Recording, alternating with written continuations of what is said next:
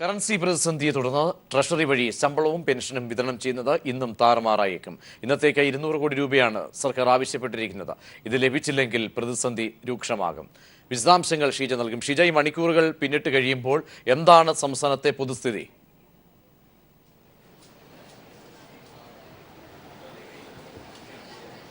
പ്രതീക്ഷ ഏതായാലും കഴിഞ്ഞ 2 ദിവസങ്ങളിലെ പോലെ തന്നെ ഇന്നും ശമ്പള വിതരണം രാവിലെ മുതൽ ശമ്പള പെൻഷൻ വിതരണം രാവിലെ മുതൽ തന്നെ ആരംഭിച്ചിട്ടുണ്ട്. എന്നാൽ കൃത്യമായി സംസ്ഥാനം ഇന്നിപ്പോൾ RBIയോട് ആവശ്യപ്പെട്ടിരിക്കുന്നത് 200 കോടി രൂപയാണ്. ഇത് കൃത്യമായി തന്നെ സംസ്ഥാനത്തിന് ലഭിച്ചിട്ടില്ല എന്നുള്ളത് തന്നെയാണ് നമുക്ക് ഈ ആദ്യ മണിക്കൂറുകളിൽ പറയാൻ സാധിക്കുന്നത്. പ്രത്യേകിച്ചും കഴിഞ്ഞ 2 ദിവസങ്ങളിലായി സംസ്ഥാനം RBIയോട് ആവശ്യപ്പെട്ടതിൽ പകുതി തുക മാത്രമാണ് സംസ്ഥാനത്തിന് ലഭിച്ചിട്ടുള്ളത്. ഒറ്റ തവണയായി ആവശ്യപ്പെടുമ്പോൾ ഇത് ലഭ്യമാക്കാൻ സാധിക്കില്ല എന്നുള്ളൊരു മറുപടിയാണ് RBIയിൽ നിന്നും സംസ്ഥാനത്തിന് ലഭിക്കുന്നത്. ഈ സാഹചര്യത്തിലാണ് രാവിലെ മുതൽ ഉച്ചവരെയുള്ള പ്രവർത്തനത്തിന് ആവശ്യമായുള്ള തുക പ്രത്യേകമായി സംസ്ഥാനം ആവശ്യപ്പെടുന്നത്. എന്നാൽ അതും കൃത്യമായി ലഭിക്കാത്ത ഒരു സാഹചര്യമാണ് ഇപ്പോൾ നിലനിൽക്കുന്നത്. പ്രത്യേകിച്ചും ആവശ്യത്തിന് കറൻസി ലഭ്യമല്ല എന്നുള്ളത് തന്നെയാണ് ഇത് വലിയ പ്രതിസന്ധി കൂടുതൽ രൂക്ഷമാക്കുന്നത്. രാവിലെ മുതൽ തന്നെ മിക്ക ട്രഷറികൾക്ക് മുന്നിലും എല്ലാ ട്രഷറിയും സബ് ട്രഷറികൾക്ക് മുന്നിലും വലിയ ക്യൂ തന്നെയാണ് പെൻഷൻകാരുടേത് അനുഭവപ്പെടുന്നത്. എന്നാൽ നഗരപ്രദേശങ്ങളിലുള്ള ട്രഷറികളിൽ സബ് ട്രഷറികളിൽ ഒക്കെ തന്നെ പണം അല്പമെങ്കിലും ലഭിക്കുന്നുണ്ട്. പക്ഷേ ഗ്രാമീണ മേഖലയിലുള്ള ട്രഷറികളിലാണ് പ്രതിസന്ധി കൂടുതൽ രൂക്ഷമാകുന്നത്. നിലവിൽ ഇപ്പോൾ ഏതായാലും മിക്ക ട്രഷറികളും രാവിലെ മുതൽ തന്നെ നിലവിൽ അവരുടെ പക്കലുള്ള കരുതൽ ധനം വെച്ചിട്ട് പ്രവർത്തനം ആരംഭിച്ചിട്ടുണ്ട്, പെൻഷൻ വിതരണം ആരംഭിച്ചിട്ടുണ്ട്. എന്നാൽ ഉച്ചയോടുകൂടി റിസർവ് ബാങ്കിനോട് ആവശ്യപ്പെട്ടിട്ടുള്ള പണം ലഭ്യമാക്കിയില്ലെങ്കിൽ പ്രതിസന്ധി കൂടുതൽ രൂക്ഷമാകും എന്ന് തന്നെയാണ് പലയിടത്തു നിന്നും അറിയാൻ സാധിച്ചിട്ടുള്ളത്. പ്രത്യേകിച്ചും ആദ്യ ദിവസം 222 ട്രഷറികളിൽ 42 ട്രഷറികളിൽ 1 രൂപ പോലും എത്താത്ത ഒരു സാഹചര്യമായിരുന്നു. കഴിഞ്ഞ ദിവസവും അത് 2 ട്രഷറികളിൽ 1 രൂപ പോലും RBI നൽകിയിരുന്നില്ല. അവരുടെയൊക്കെ കയ്യിലുണ്ടായിരുന്ന കരുതൽ ധനം ഉപയോഗിച്ചാണ് നിലവിൽ അവർ പെൻഷൻ വിതരണം നടത്തിപ്പോകുന്നത്. ഇത് വലിയ തോതിൽ ഒരു പ്രതിസന്ധി തന്നെയാണ് ഉണ്ടാക്കുന്നത്. മറ്റൊരു പ്രശ്നം 2000 രൂപയുടെ നോട്ട് മാത്രമാണ് മിക്ക ട്രഷറികളിലും ഉള്ളത് എന്നുള്ളതാണ്. അത് വലിയ തോതിൽ ഒരു പ്രതിസന്ധി ഉണ്ടാക്കുന്നുണ്ട്. പ്രത്യേകിച്ചും അത് ചെറിയ പെൻഷൻകാർക്ക്, ചെറിയ പെൻഷൻ കൈപ്പറ്റുന്നവർക്കാണ് വലിയ ബുദ്ധിമുട്ടുണ്ടാക്കുന്നത്. കാരണം അവർ ചിലർ 7500 രൂപ പെൻഷനുള്ളവർ, ആ രീതിയിലൊക്കെ ഉള്ളവർ, അവർക്ക് അത്രയും തുക കൈപ്പറ്റാനും സാധിക്കില്ല. 2000 രൂപയുടെ നോട്ടുകൾ മാത്രമാണ് ലഭിക്കുന്നത്. അത് വെച്ച് എന്ത് ചെയ്യണമെന്നറിയാത്ത ഒരു പ്രതിസന്ധിയും പെൻഷൻകാർക്ക് ഇടയിൽ നിലനിൽക്കുന്നുണ്ട്. ഏതായാലും പ്രതിസന്ധി 3-ാം ദിനവും തുടരുക തന്നെയാണ്. RBI ഇന്നും ഇതുവരെയും സംസ്ഥാനം ആവശ്യപ്പെട്ടുള്ള തുക പൂർണ്ണമായും നൽകിയിട്ടില്ല. പ്രജീഷ്, സംസ്ഥാനത്തിന്റെ സ്ഥിതിയാണ് ഷീജ വിശദീകരിച്ചത്. ദില്ലിയിലേക്ക് പോയാൽ രാജ്യത്തെ പൊതുസ്ഥിതി വിവരങ്ങളുമായി മനു ശങ്കരൻ ദില്ലിയിൽ നിന്നും ചേരുന്നു. മനു, രാജ്യത്തെ പൊതുസ്ഥിതി എങ്ങനെയാണ്? ട്രഷറികളുടെ പ്രവർത്തനം എങ്ങനെ പോകുന്നു? ഒപ്പം റിസർവ് ബാങ്കിന്റെ നിലപാട് സംബന്ധിച്ചൊക്കെ. പ്രജീഷ്, പ്രതിസന്ധി കൂടുതൽ രൂക്ഷമാകുന്നതായാണ് വ്യക്തമാകുന്നത്. ദില്ലി അടക്കമുള്ള പ്രമുഖ ബാങ്കുകളുടെയും ട്രഷറികളുടെയും സ്ഥിതി ഇതാണ്.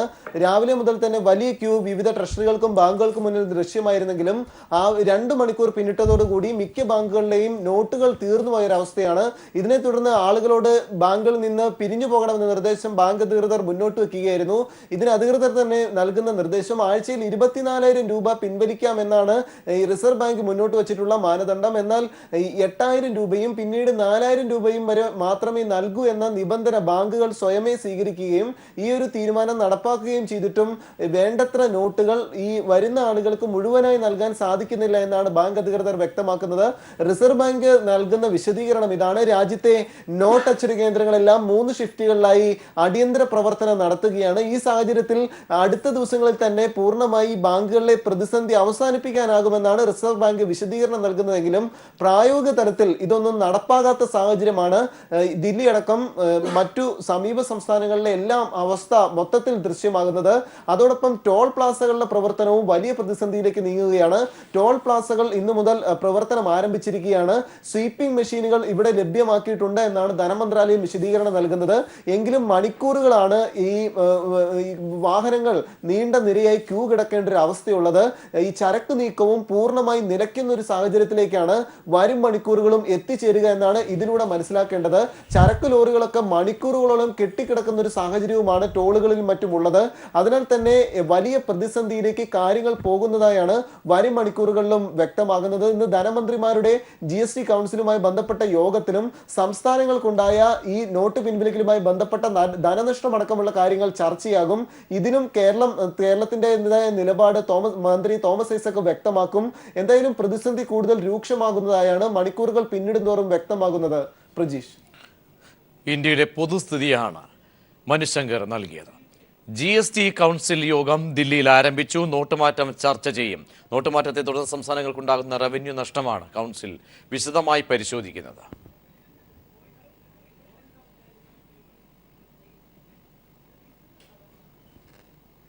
പിൻവലിച്ച നോട്ടുകൾ കൈമാറാൻ ഒരു മാസം കൂടി ശേഷിക്കെ പഴയ നോട്ടുകളുടെ 90% തിരികെ എത്തിയതായാണ് റിസർവ് ബാങ്ക് കണക്കുകൾ.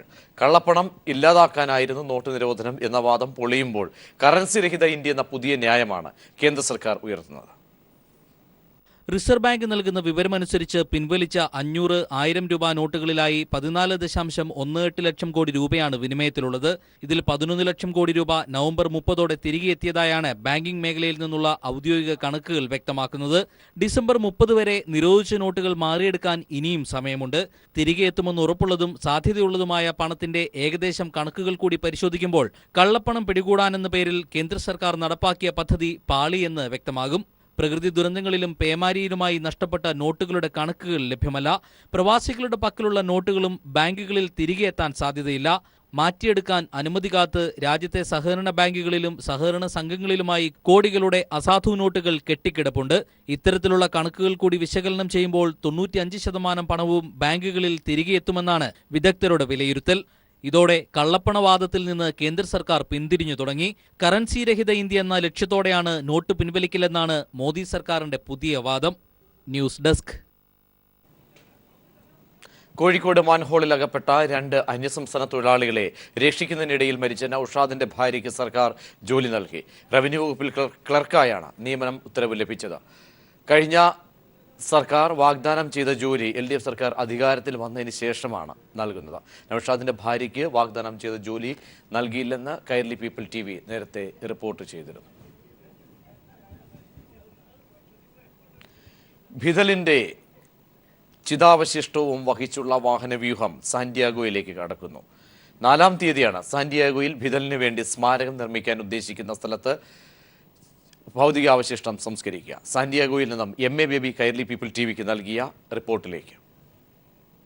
ഇന്നേക്ക് 60 വർഷങ്ങൾക്ക് മുമ്പാണ് മെക്സിക്കോയിൽ നിന്നും ഗ്രാൻമ എന്ന ചെറു നൗകയിൽ പുറപ്പെട്ട ഫിഡലും റൗൾ കാസ്ട്രോയും ചെഗുവേരയും കാമില്ലോ സിയൻഫുവും എല്ലാം അടങ്ങുന്ന വിപ്ലവകാരികൾ സാന്റിയാഗോ പട്ടണത്തിനടുത്ത് തീരത്ത് ഒരു ചതുപ്പു നിലത്തിൽ ദുഷ്കരമായ സാഹചര്യത്തിൽ വന്ന് ഇറങ്ങുന്നത് ഡിസംബർ 2-ാം തീയതിയാണ്. അതേ ദിവസമാണ് സാന്റിയാഗോയെ ലക്ഷ്യം വെച്ചുകൊണ്ട്, അതേ നഗരത്തെ ലക്ഷ്യം വെച്ചുകൊണ്ടുള്ള ഫിദലിന്റെ ഭൗതികാവശിഷ്ടവും വഹിച്ചുകൊണ്ടുള്ള വാഹനവ്യൂഹം സഞ്ചരിച്ചുകൊണ്ടിരിക്കുന്നത്. ഹവാനയിൽ നിന്ന് 800-ലധികം കിലോമീറ്റർ ദൂരമുണ്ട് സാന്റിയാഗോ ഡി ക്യൂബയിലേക്ക്. 4-ാം തീയതി രാവിലെയാണ് സാന്റിയാഗോ ഡി ക്യൂബയിൽ ഫിദലിന്റെ സ്മാരകം നിർമ്മിക്കാൻ ഉദ്ദേശിക്കുന്ന സ്ഥാനത്ത് അവിടെ ക്യൂബയുടെയും ലാറ്റിൻ അമേരിക്കയുടെയും വിമോചന നായകരിൽ ഒരാളായ ഹോസെ മാർട്ടിയുടെ ഭൗതികാവശിഷ്ടം അവിടെ സൂക്ഷിച്ചിട്ടുണ്ട്. ആ സ്മാരകത്തിന് ഒപ്പം അതിനടുത്ത് ഫിദലിന്റെയും ഭൗതികാവശിഷ്ടങ്ങൾ സംസ്കരിക്കുന്നതായിരിക്കും. ക്യൂബയിലാകെ ജനങ്ങൾ സ്വാഭാവികമായും ദുഃഖിതരാണ്. എന്നാൽ അലമുറയിട്ടുള്ള കരച്ചിലോ അതിവൈകാരിക പ്രകടനങ്ങളോ ഒന്നും കാണാൻ കഴിയുന്നില്ല. കൈരളി പീപ്പിൾ ചാനലിന് വേണ്ടി MA ബേബിയാണ് നിങ്ങളോട് സംസാരിച്ചത്. CPM തൃശൂർ ജില്ലാ കമ്മിറ്റിയുടെ നേതൃത്വത്തിൽ ഫിദൽ കാസ്ട്രോ അനുസ്മരണം സംഘടിപ്പിച്ചു. കോർപ്പറേഷന് മുന്നിൽ നടന്ന അനുസ്മരണ സമ്മേളനം CPIM ജില്ലാ സെക്രട്ടറി K. രാധാകൃഷ്ണൻ ഉദ്ഘാടനം ചെയ്തു. CPI ജില്ലാ secretary Valsaraj, CN Jayadevan MP, corporation mayor Ajitha Jayarajan തുടങ്ങിയവർ അനുസ്മരണ പ്രഭാഷണം നടത്തി.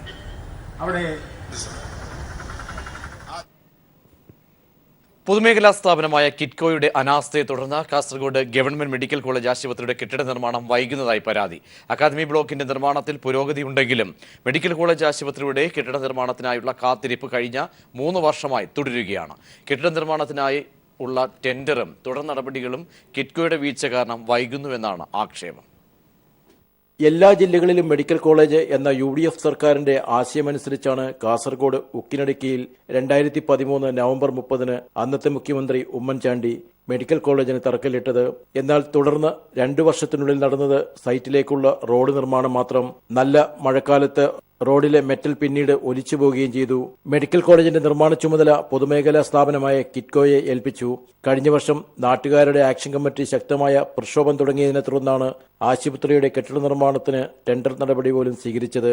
ഇതിനായി നബാർഡിന്റെ സഹായത്തോടെ സർക്കാർ അനുവദിച്ചത് 68 കോടി രൂപയാണ്.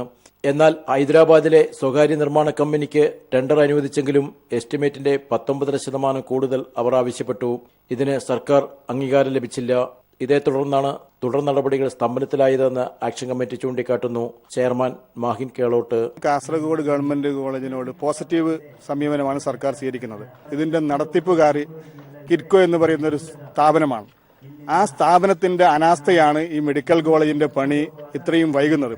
കഴിഞ്ഞ 10 മാസക്കാലമായി ഇവരോട് റിവേഴ്സ് എസ്റ്റിമേറ്റ് തയ്യാറാക്കാൻ വേണ്ടി പറഞ്ഞിരിക്കുകയാണ്. 10 മാസമായിട്ടും കഴിഞ്ഞ ആഴ്ചയാണ് റിവേഴ്സ് എസ്റ്റിമേറ്റ് തയ്യാറാക്കി കുസാറ്റിനെ കൊടുത്തത്. കുസാറ്റ് ഇതിന് പരിശോധന നടത്തിയിട്ട് ഗവൺമെന്റ് സമർപ്പിച്ചിട്ട് വേണം ഇതിന്റെ ടെൻഡർ നടപടികൾ വീണ്ടും ആരംഭിക്കാൻ. കാസർഗോഡ് വികസന പാക്കേജിൽ ഉൾപ്പെടുത്തി 25 കോടി രൂപ ചെലവിൽ ഇപ്പോൾ അക്കാദമിക് ബ്ലോക്കിന്റെ നിർമ്മാണം പുരോഗമിക്കുന്നുണ്ട്.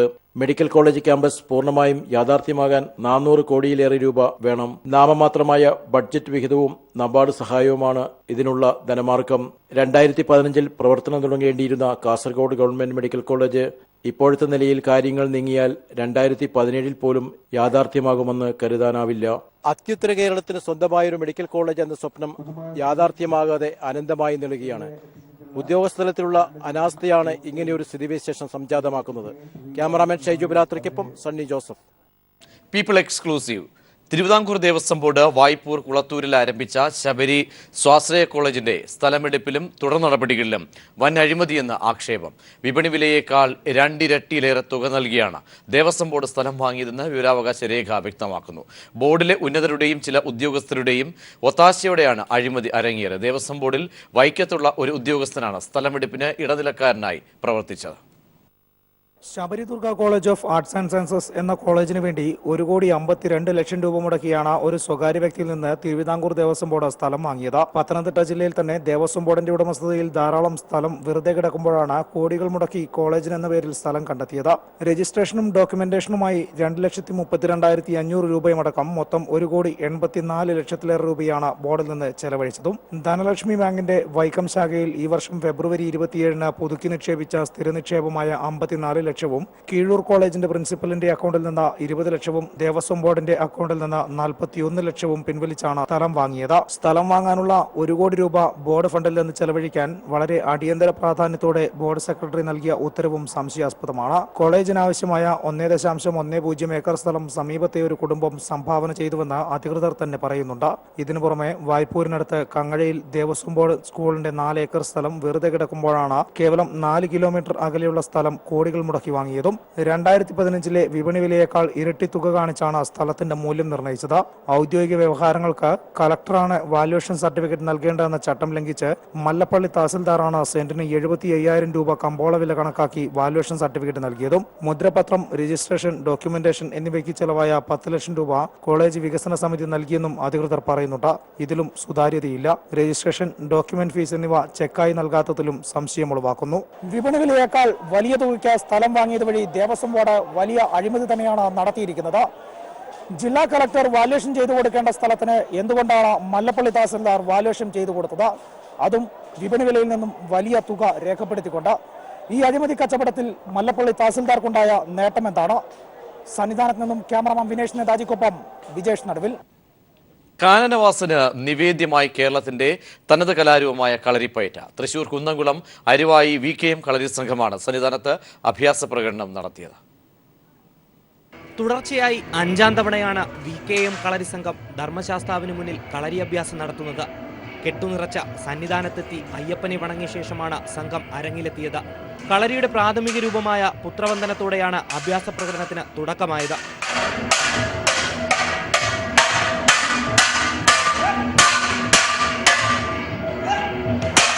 വിനോദ് കുമാർ ഗുരുക്കളുടെ നേതൃത്വത്തിലുള്ള 20-അംഗ സംഘമാണ് നെയ്യഭ്യാസത്തിന്റെ വ്യത്യസ്ത ഇനങ്ങൾ അയ്യപ്പന്മാർക്ക് മുന്നിൽ അവതരിപ്പിച്ചത്. വർഷത്തിൽ വരാറുണ്ട്, 5 വർഷമായിട്ട് അടുപ്പിച്ച് വരുന്നത്. ഇല്ല, ഞാൻ അയ്യപ്പ ഭക്തനാണ്, എനിക്ക് വളരെ വിശ്വാസമാണ്. അപ്പോൾ അതുകൊണ്ട് പേരിൽ ഞാൻ വിശ്വസിച്ചതിൻ്റെ പേരിൽ എനിക്ക് സന്നിധാനത്ത് വന്നിട്ട് കളരിപ്പയറ്റ് പ്രദർശനം നടത്തണമെന്ന് വലിയൊരു ആഗ്രഹം ഉണ്ടായിരുന്നു. ചെറിയ കുട്ടികൾ വരെ സംഘത്തിലുണ്ടായിരുന്നു. നെയ്യഭ്യാസത്തിന്റെ ചടലതാളങ്ങൾ ആവാഹിച്ചുള്ള മുച്ചാൺ പയറ്റ് കാഴ്ചക്കാരിൽ ഉത്കണ്ഠയും ഒപ്പം ആനന്ദവുമാണ് സമ്മാനിച്ചത്. ജില്ലാ പോലീസ് മേധാവിയുടെ അനുവാദം വാങ്ങി ആയുധങ്ങളുമായി ശബരി സന്നിധിയിലെത്തിയ സംഘം തീർത്ഥാടകർക്ക് സമ്മാനിച്ചത് നെയ്യഭ്യാസത്തിന്റെ വർണ്ണവസന്തം തന്നെയാണ്. News bureau, Sannidhanam. സംസ്ഥാന സ്കൂൾ കായികോത്സവത്തിൽ എറണാകുളവും പാലക്കാടും കുതിപ്പ് തുടങ്ങി. 2 സ്വർണം വീതം നേടി പാലക്കാടും എറണാകുളവും മുന്നേറുന്നു. കായിക ഉത്സവത്തിന്റെ ആദ്യ സ്വർണം എറണാകുളം ജില്ല നേടി. സീനിയർ ആൺകുട്ടികളുടെ 5000 മീറ്ററിൽ കോതമംഗലം മാർബേസിലെ ബിബിൻ ജോർജാണ് സ്വർണം നേടിയത്. പെൺകുട്ടികളുടെ 3000 മീറ്ററിൽ ദേശീയ റെക്കോർഡോടെ പാലക്കാട് കല്ലടി ഹയർ സെക്കൻഡറി സ്കൂളിലെ സി ബബിത സ്വർണം നേടി. വിശദാംശങ്ങളുമായി ഇപ്പോൾ മനു ചേരുന്നു കോഴിക്കോട് നിന്ന്. മനു, ട്രാക്കിൽ നിന്ന് എങ്ങനെയൊക്കെയായിരുന്നു സ്വർണ്ണ നേട്ടങ്ങൾ, ഒപ്പം തന്നെ എത്രത്തോളം ആവേശത്തോടു കൂടി മത്സരങ്ങൾ മുന്നേറുന്നു? ഏറ്റവും ഒടുവിലത്തെ വിശദാംശങ്ങളൊക്കെ എങ്ങനെയാണ്? തീർച്ചയായിട്ടും പ്രതീക്ഷ വലിയ ആവേശത്തോടെ തന്നെ മത്സരങ്ങൾ മുന്നേറുകയാണ്. ഏറ്റവും പ്രധാനപ്പെട്ട കാര്യം ഇപ്പോൾ എറണാകുളത്തിന്റെ സ്വർണ്ണ നേട്ടം 3 ആയിരിക്കുന്നു എന്നുള്ളതാണ്. ജൂനിയർ ആൺകുട്ടികളുടെ ഡിസ്കസ് ത്രോയിൽ അമൽ പി രാഘവ്, മാർബേസിലെ അമൽ പി രാഘവ് 44.25 മീറ്റർ എറിഞ്ഞ മീറ്റർ റെക്കോർഡോടെ സ്വർണ്ണം നേടിയിരിക്കുന്നു. ഇന്ന് പിറന്ന 3ാമത്തെ മീറ്റർ റെക്കോർഡ് കൂടിയാണ്.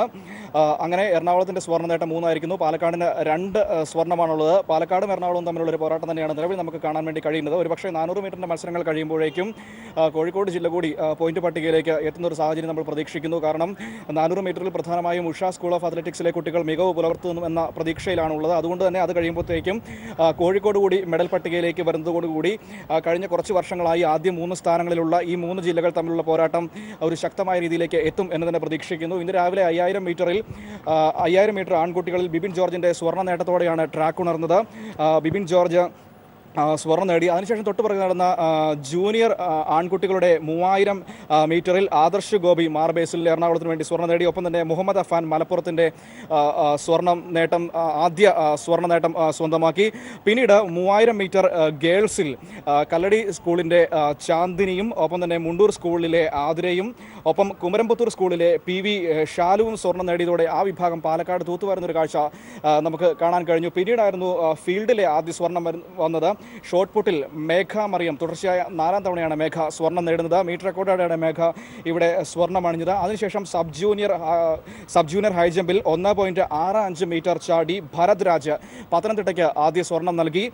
ആ ഇനത്തിൽ വെള്ളി നേടിയത് സുനിൽ എന്ന് പറയുന്ന ഒരു പ്രാക്തന ഗോത്ര വിഭാഗത്തിൽപ്പെട്ട ഒരു കുട്ടിയാണ് പാലക്കാടിന് വേണ്ടി സ്വർണ്ണം നേടിയത്. ഇനി ഏറ്റവും പ്രധാനപ്പെട്ട മത്സരങ്ങൾ ഇന്ന് നടക്കാനുള്ളത് നമ്മൾ നേരത്തെ പറഞ്ഞതുപോലെ വൈകിട്ട് നടക്കാനുള്ള 400 മീറ്ററിൻ്റെ മത്സരങ്ങൾ തന്നെയാണ്. 2:10 400 മീറ്ററിൻ്റെ ഫൈനൽ മത്സരങ്ങൾ ആരംഭിക്കുക. ഇനി എല്ലാവരും ആ ഒരു ഫൈനൽ മത്സരങ്ങളിലേക്ക് വേണ്ടി തന്നെയാണ് കാത്തിരിക്കുന്നത്. ഇപ്പോൾ മാത്രമല്ല ട്രാക്കിൽ ഫീൽഡിൽ ചില ഇനങ്ങൾ, ഡിസ്കസ് ത്രോ അടക്കമുള്ള ചില ഇനങ്ങൾ, ഒപ്പം തന്നെ ലോങ് ജമ്പ് പിറ്റിൽ ചില മത്സരങ്ങളൊക്കെ ഫൈനൽ മത്സരങ്ങളൊക്കെ ഇപ്പോൾ പുരോഗമിച്ചുകൊണ്ടിരിക്കുന്നുണ്ട്. മൊത്തം ഇന്ന് 18 ഫൈനലുകളാണ് ഷെഡ്യൂൾ ചെയ്തിരിക്കുന്നത്. അതിൽ നിലവിൽ 7 എണ്ണത്തോളം ഫൈനലുകൾ പൂർത്തിയായി കഴിഞ്ഞിരിക്കുന്നു.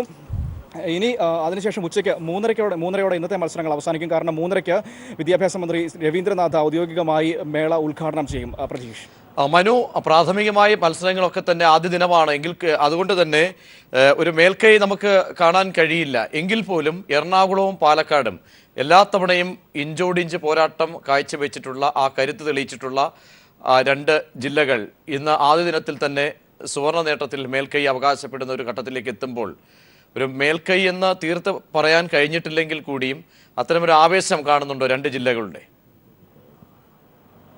തീർച്ചയായിട്ടും പ്രതീക്ഷ മത്സരം തുടങ്ങി ഇന്ന് ആദ്യ ദിനം ഉച്ചയോടെ അടുക്കുന്നതേ ഉള്ളൂ. അതുകൊണ്ട് തന്നെ ഒരു മേൽക്കൈ എന്നൊന്നും നമുക്ക് പറയാൻ കഴിയില്ല. പ്രാഥമിക മത്സരങ്ങൾ മാത്രമാണ് നടക്കുന്നത്. എങ്കിൽ പോലും പാലക്കാടിൻ്റെയും എറണാകുളത്തിൻ്റെയും ഒരു ആധിപത്യം അല്ലെങ്കിൽ അവർ തമ്മിലുള്ള ഒരു പോരാട്ട വീര്യം നമുക്കിവിടെ കാണാൻ കഴിയും. ഞാൻ നേരത്തെ പറഞ്ഞതുപോലെ ഒരുപക്ഷേ കോഴിക്കോട് കൂടി ഇന്ന് മെഡൽ പട്ടികയിലേക്ക് വരുമ്പോൾ ആ ഒരു ആദ്യം 3 റാങ്കിങ്ങിലുള്ള ടീമുകൾ തമ്മിലുള്ള ജില്ലകൾ തമ്മിലുള്ള പോരാട്ടം അതിൻ്റെ പൂർണ്ണതയിലേക്ക് എത്തുമെന്ന് തന്നെ നമുക്ക് കരുതാം. പ്രധാനമായും മാർബേസിലിൻ്റെ കാര്യത്തിലാണ് എറണാകുളം ജില്ലയുടെയും ഒപ്പം തന്നെ പറളി കല്ലടി സ്കൂളുകളുടെ കാര്യത്തിലാണ് പാലക്കാട് ജില്ലയും മുന്നേറിക്കൊണ്ടിരിക്കുന്നത്.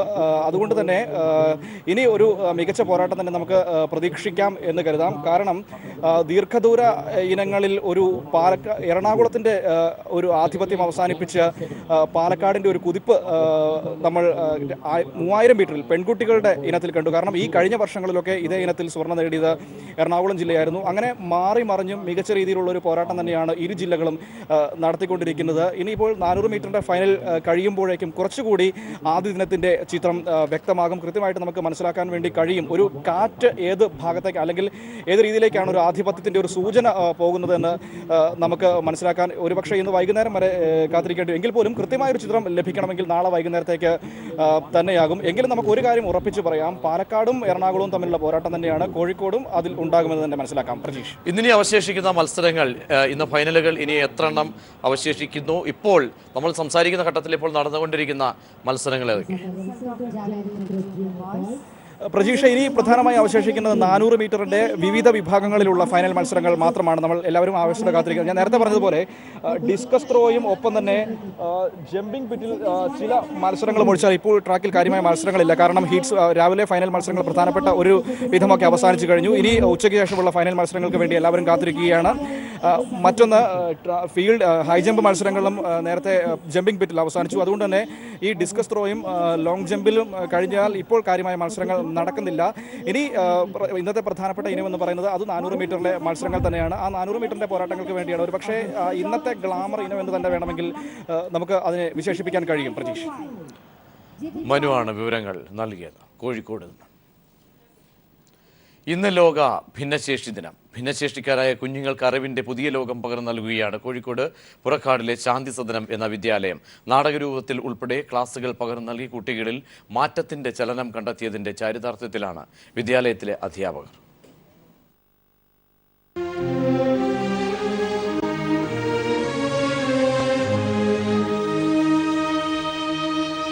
ലോക ഭിന്നശേഷി ദിനമാണ് ഇന്ന്.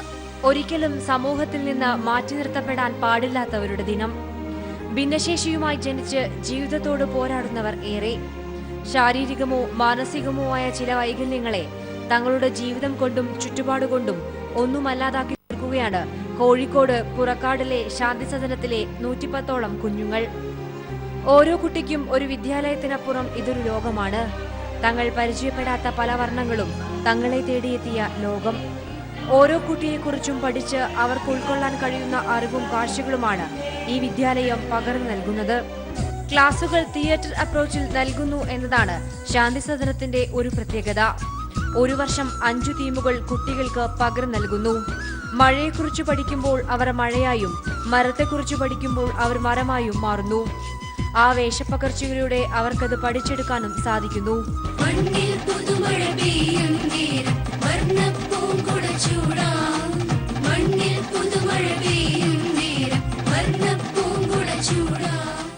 തിയേറ്റർ ക്ലാസ്സിലൂടെ കുട്ടികൾക്ക് വലിയ മാറ്റം വരുന്നതായി അധ്യാപകർ തന്നെ പറയുന്നുമുണ്ട്.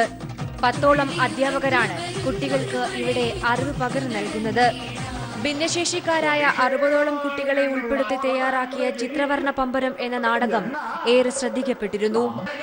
ഈ ഭിന്നശേഷി ദിനത്തിലും നമ്മൾ ഓർക്കേണ്ടത് ഒന്നാണ്, നാം അപൂർവമായി മാത്രമേ അവരെ നോക്കുന്നുള്ളൂ. അവർ സദാ നമ്മെ നോക്കിക്കൊണ്ടേയിരിക്കുന്നു. News bureau, Kozhikode.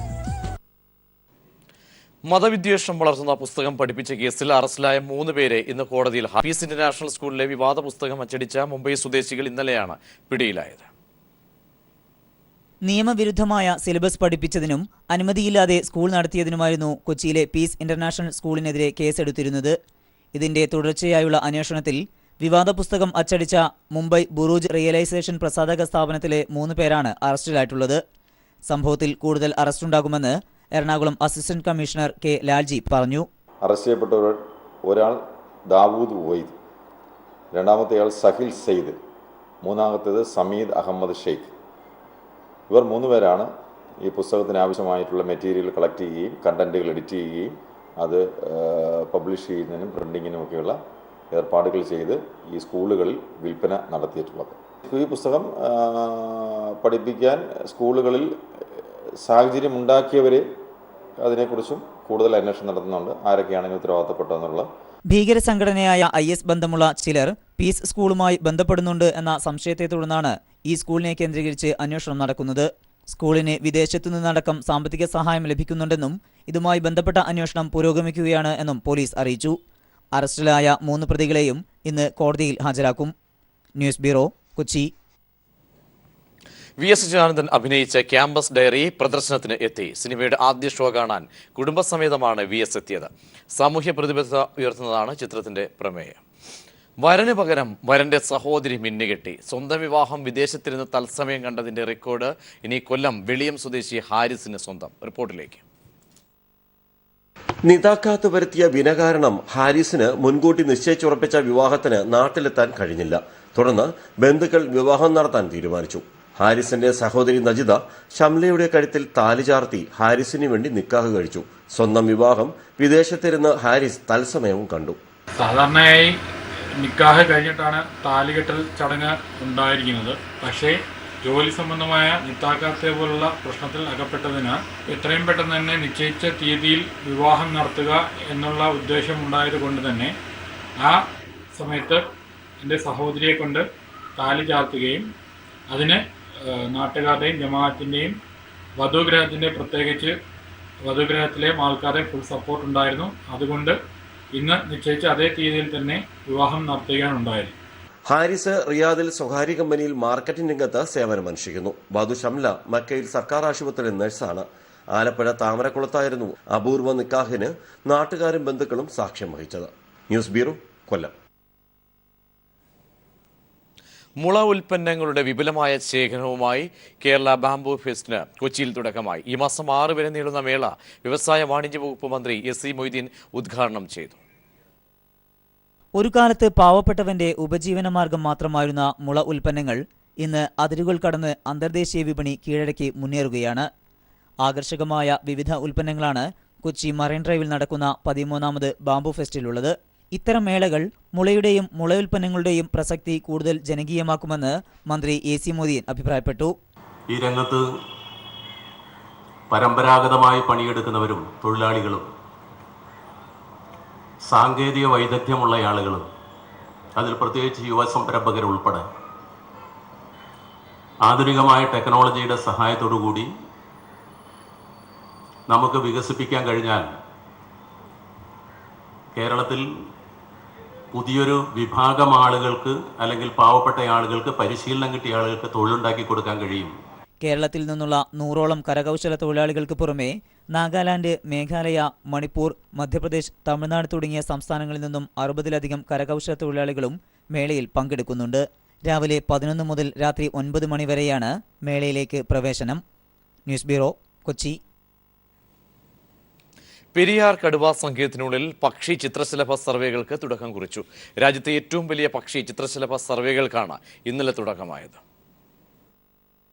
925 ചതുരശ്ര കിലോമീറ്റർ ചുറ്റളവുള്ള കടുവ സങ്കേതത്തിനെ 24 ബ്ലോക്കായി തിരിച്ചാണ് സർവേ നടത്തുന്നത്. രാജ്യത്തിന്റെ വിവിധ ഭാഗങ്ങളിൽ നിന്നുള്ള 100ഓളം പക്ഷി നിരീക്ഷകരാണ് സർവേക്ക് നേതൃത്വം നൽകുന്നത്. 2002 ഇതിനു മുൻപ് പക്ഷി സർവേ നടന്നത്. കഴിഞ്ഞ 15 വർഷത്തിനുള്ളിൽ പെരിയാറിൽ ഉണ്ടായിരുന്ന ഏതെങ്കിലും ഇനത്തിൽപ്പെട്ട പക്ഷിക്ക് വംശനാശ ഭീഷണി ഉണ്ടായിട്ടുണ്ടോ എന്നും പുതുതായി ഏതെങ്കിലും ഇനം ഇവിടെ എത്തിയിട്ടുണ്ടോ എന്നും പഠനം നടത്തും. ഇത്തരത്തിൽ സംഭവിച്ചിട്ടുണ്ടെങ്കിൽ കാലാവസ്ഥ ഉൾപ്പെടെയുള്ളവ കാരണമായിട്ടുണ്ടോ എന്ന വിശദമായ പഠനവും പിന്നീട് നടത്തും. 24 camps will be there. So each camp there will be 2 experts for birds and 2 for butterflies along with our staff. Updated checklist of the birds of Periyar Tiger Reserve and we are expecting that the number may go high. 4 അവസാനിക്കുന്ന സർവേക്ക് ശേഷം വിശദമായ data bank തയ്യാറാക്കും. ഇതോടൊപ്പം തന്നെ 4 ദിവസം നീണ്ടു നിൽക്കുന്ന ചിത്രശലഭ സർവേയും നടത്തും. ഇതിനു മുൻപ് 2014 ചിത്രശലഭ സർവേ നടന്നത്. അന്ന് പൂർണ്ണമായും സർവേ പൂർത്തിയായിരുന്നില്ല. ഇതിന്റെ തുടർച്ചയായിട്ടായിരിക്കും 1 സർവേ ആരംഭിക്കുക. 4 വൈകിട്ടോടെ പെരിയാർ ടൈഗർ റിസർവ് ഡെപ്യൂട്ടി ഡയറക്ടറുടെ ഓഫീസിൽ വെച്ച് ഇവിടെ നടത്തിയ സർവേ സംബന്ധിച്ചുള്ള വിവരങ്ങൾ പുറത്തുവിടും.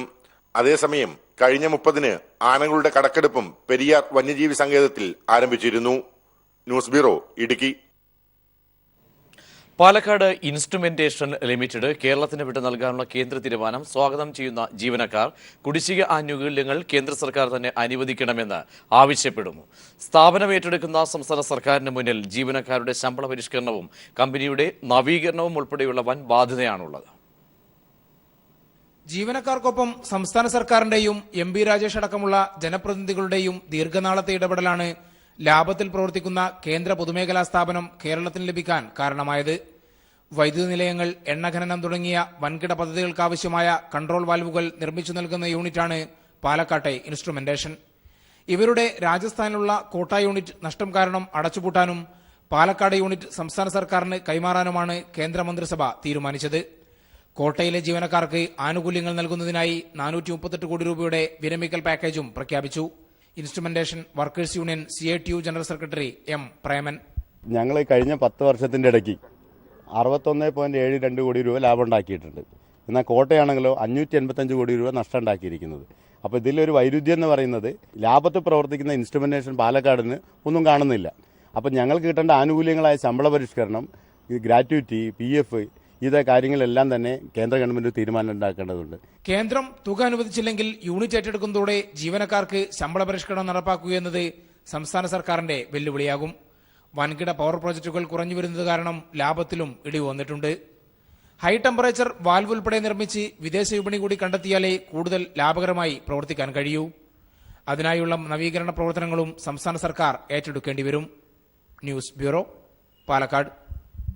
കാലാവസ്ഥാ വ്യതിയാനത്തോടെ ജലക്ഷാമം രൂക്ഷമായ മലയോര മേഖലയിൽ കർഷകർക്ക് നൽകി വരുന്ന വൈദ്യുതി സബ്സിഡി നിർത്തലാക്കിയത് തിരിച്ചടിയാകുന്നു. ജില്ലയിലെ മന്ത്രി M. M. മണി ഇക്കാര്യത്തിൽ ഇടപെട്ട് പരിഹാരമുണ്ടാക്കുമെന്ന വിശ്വാസത്തിലാണ് സാധാരണ കർഷകർ. കാലാവസ്ഥാ വ്യതിയാനം മൂലം നട്ടം തിരിയുന്ന മലയോര കർഷകരെ കൂടുതൽ ദുരിതത്തിലാക്കുന്നതാണ് കാർഷിക വൃത്തിക്ക് ഉപയോഗിക്കുന്ന വൈദ്യുതിക്ക് നൽകി വന്നിരുന്ന സബ്സിഡി നിർത്തലാക്കിയ നടപടി. കാലവർഷം ചതിച്ചതോടെ സ്വാഭാവിക നീരുറവകൾ വറ്റിയതും കൃഷിക്കായുള്ള ജലലഭ്യത കുറഞ്ഞതും കൃഷി നനയ്ക്കാൻ മോട്ടോറുകളെ ആശ്രയിക്കേണ്ട അവസ്ഥയിലാണ് ഇന്ന് കർഷകർ. എന്നാൽ യൂണിറ്റ് 1-ന് വ്യാവസായികാടിസ്ഥാനത്തിലുള്ള നിരക്കാണ് സാധാരണ കർഷകൻ നൽകേണ്ടി വരുന്നത്. ജില്ലക്കാരനായ മന്ത്രി M. M. മണിക്ക് വൈദ്യുതി വകുപ്പ് ലഭിച്ചതോടെ തങ്ങൾ നേരിടുന്ന ദുരിതത്തിന് ആശ്വാസ നടപടി ഉണ്ടാകുമെന്ന പ്രതീക്ഷയിലാണ് ചെറുകിട കർഷകർ. ഈ മണിയാശാനെ പോലെയുള്ള ഒരാൾ, ഒരു കൃഷിക്കാരന്റെ വേദനയും വിഷമവും പട്ടിണിയും വിഷമവും നേരിട്ടറിയാവുന്ന ഒരാളെന്നുള്ള നിലയിൽ അങ്ങേര് താല്പര്യം എടുത്ത് ഈ സബ്സിഡി പുനഃസ്ഥാപിക്കണം. കൃഷിക്കാർക്ക് കൃഷി നനയ്ക്കാനോ അല്ലെങ്കിൽ അവരുടെ ഉള്ള ആനുകൂല്യങ്ങൾക്കും ഇലക്ട്രിസിറ്റി ബോർഡ് കടക്കിൽ കത്തിവെക്കരുത്. അതിനൊരു അടിയന്തരമായ ഏർപ്പാടാണ് വേണ്ടത്. ഇപ്പം നമ്മൾ കണ്ടില്ലേ, ഇത്രയും കൃഷി ചെയ്തിട്ട് ഇത് നനയ്ക്കാൻ നിവൃത്തിയില്ല എന്ന് പറഞ്ഞാൽ ഇതങ്ങ് നശിച്ചു പോവുകയുള്ളൂ. ഹൈറേഞ്ചിലെ ജലലഭ്യത കുറവ് മൂലം തന്നാണ്ടു വിളകളിൽ പലതും ഇപ്പോൾ തന്നെ കർഷകർ കൃഷി ചെയ്യുന്നില്ല. മലയോര മേഖലയിലെ കർഷകർ നേരിടുന്ന ഈ പ്രശ്നത്തിന് പരിഹാരമുണ്ടായില്ലെങ്കിൽ ജാതിയും ഏലവും ഉൾപ്പെടെയുള്ള കൃഷി മലയോര മേഖലയിൽ നിന്നും എന്നേക്കുമായി പടിയിറങ്ങും. News bureau, Idukki. GST council യോഗം ദില്ലിയിൽ ആരംഭിച്ചു. നോട്ടുമാറ്റം യോഗം ചർച്ച ചെയ്യും. നോട്ടുമാറ്റത്തെ തുടർന്ന് സംസ്ഥാനങ്ങൾക്കുണ്ടാകുന്ന റവന്യൂ നഷ്ടമാണ് കൗൺസിൽ യോഗം വിശദമായി ചർച്ച ചെയ്യുന്നത്.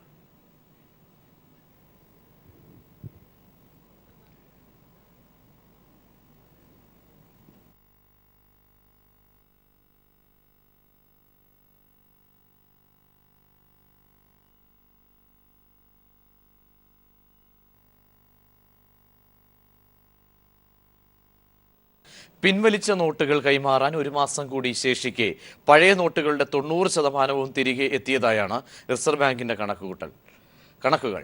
കള്ളപ്പണം ഇല്ലാതാക്കാനായിരുന്നു നോട്ട് നിരോധനം എന്ന വാദം പൊളിയുമ്പോൾ കറൻസി രഹിത ഇന്ത്യ എന്ന പുതിയ ന്യായമാണ് കേന്ദ്ര സർക്കാർ ഉയർത്തുന്നത്.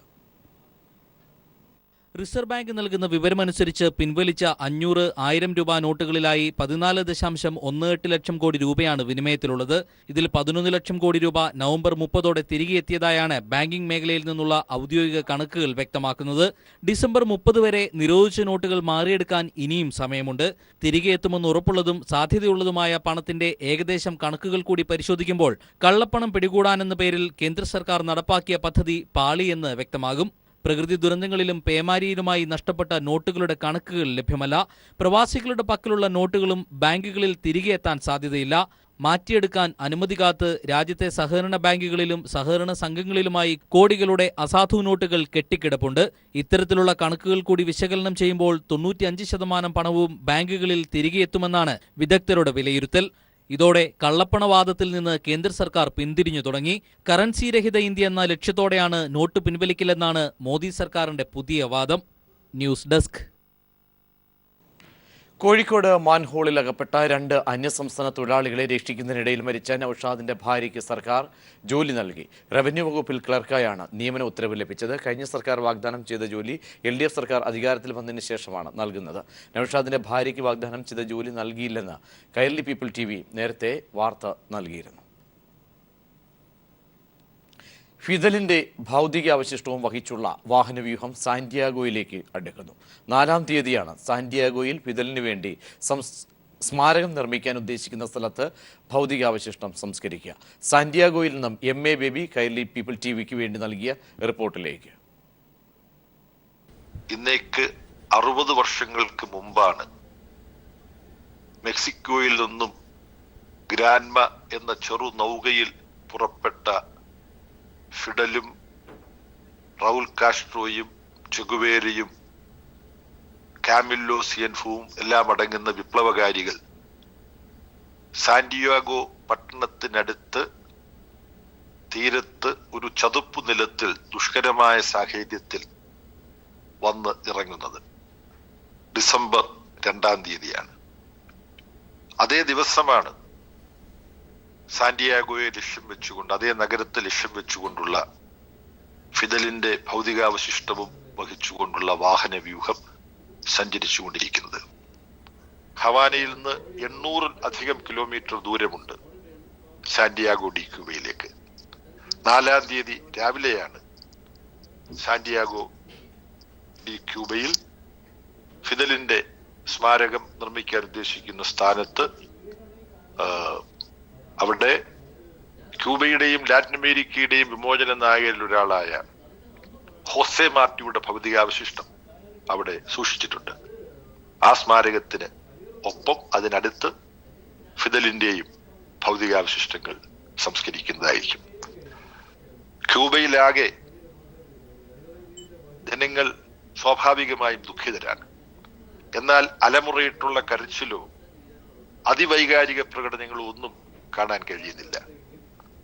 കൈരളി പീപ്പിൾ ചാനലിന് വേണ്ടി MA ബേബിയാണ് നിങ്ങളോട് സംസാരിച്ചത്.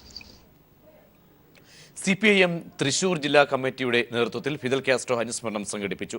കോർപ്പറേഷന് മുന്നിൽ നടന്ന അനുസ്മരണ സമ്മേളനം CPIM ജില്ലാ സെക്രട്ടറി K രാധാകൃഷ്ണൻ ഉദ്ഘാടനം ചെയ്തു. CPI ജില്ലാ secretary Valsaraj, CN Jayadevan MP, corporation mayor Ajitha Jayarajan തുടങ്ങിയവർ അനുസ്മരണ പ്രഭാഷണം നടത്തി.